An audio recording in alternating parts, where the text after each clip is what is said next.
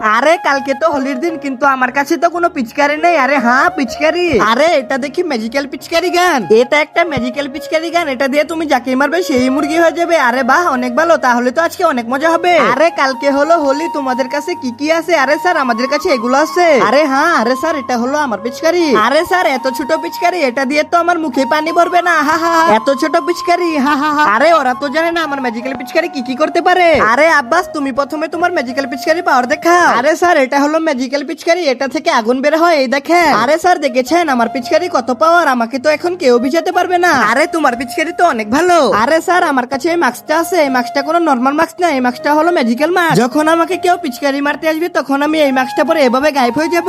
আরে হ্যাঁ, তোমার মাস্কের তো অনেক পাওয়ার আছে, তুমি এখন আবার ফিরে আসো। আরে স্যার দেখেছেন আমার মাস্কের পাওয়ার আরে অনেক ভালো।